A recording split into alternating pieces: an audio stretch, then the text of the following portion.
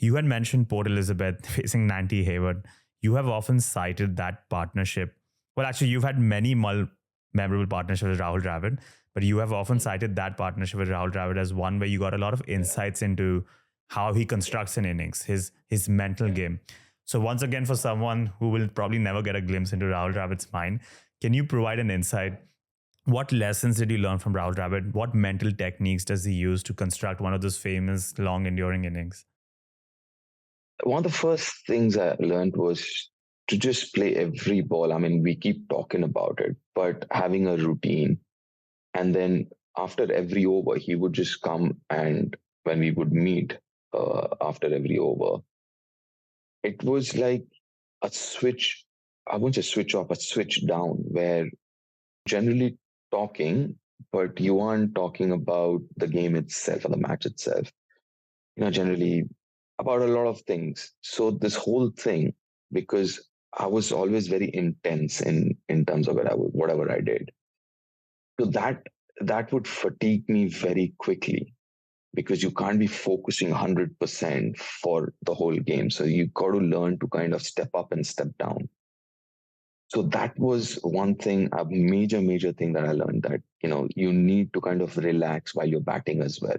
Yes, you're 100% when you're facing the ball, but once you face the ball and the time period, whatever it is, like 20, 25 seconds between two deliveries, you need to kind of step down and kind of relax a bit. You can't be that intense right through. Mm-hmm. That's one of the major things that I learned. And things like, what is important. At times we get carried away by scoreboard and, the moment itself, the occasion, and what is in front of you.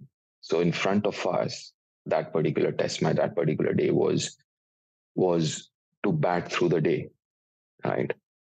And if you think about it, first hour or second hour of the day, you're thinking about 4 more hours to go, those conditions, those bowlers. And you think, oh, geez, that's a long time. Yeah. But then just to break them down to one ball at a time, one over at a time, half an hour, one session, that whole process, I know it's easier said than done. And we would say that, but the tools to do it, how to do that, I think that's exactly what I learned batting with him that day. And things like so in Port Elizabeth, I can't even pronounce. They renamed that stadium. I can't even pronounce it. There are quite a few clicks when you pronounce that name of the stadium. So I think there was always a band playing. If I'm not wrong, it's called St. George's Band or something. And between overs, we would listen to the music. Those are tools, basically, not really listening to the music, but just taking your mind off from that heightened state of concentration or whatever. Just bring it down a few notches and just relaxing. Those things, and then, and not just that, and something that I didn't do, and I learned very late. He said something, I think it was tea happened, and we got back for tea, both Rahul Bhai and I. And by then we were confident of saving the test match. We're like, yeah, up to bachi, we had 8 wickets, I think, in hand, and in test matches you got to play 1 hour and then they call off, because mandatory overs are called off if nothing's happening, that is.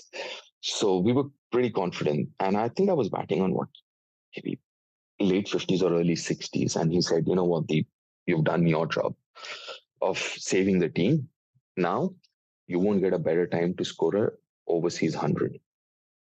So start playing shots. And I was still stuck into my mindset. And he said, and that is the greatness of these players, understanding situations and playing accordingly. I still went on and I played for another half an hour or whatever it was, the same way. But at the other end, suddenly Rahul Dravid started batting in a different mode, different tempo, right? Mm-hmm. Because he told me, listen, they've also let go now. They also realize they're not going to win this test match. So their intensity would come down, right?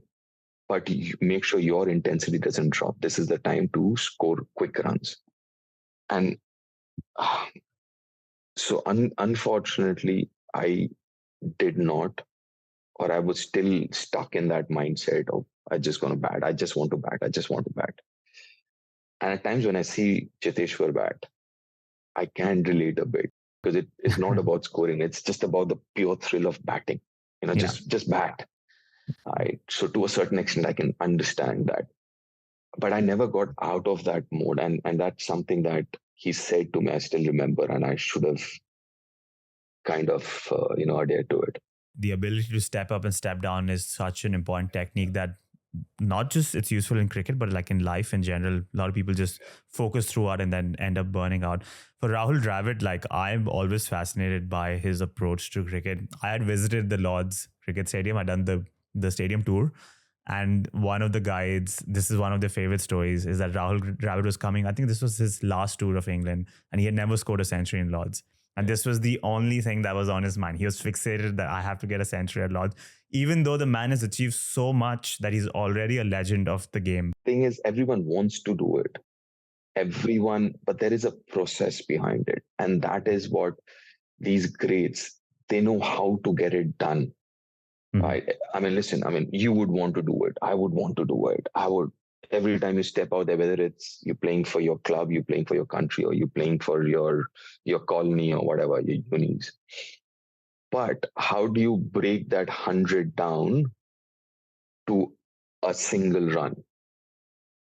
So that is a process. And the reason why these guys are greats, because they know how to break it down. There are a lot of guys who might have that talent, who might also have that motivation and that hunger, but might not know the process to do it. These guys, they know how to do it. They know how to break down those 100 runs into smaller bits and then move on. Yeah, I completely agree. Yeah, it's all these cricketers have such a acute ability to play in these phases.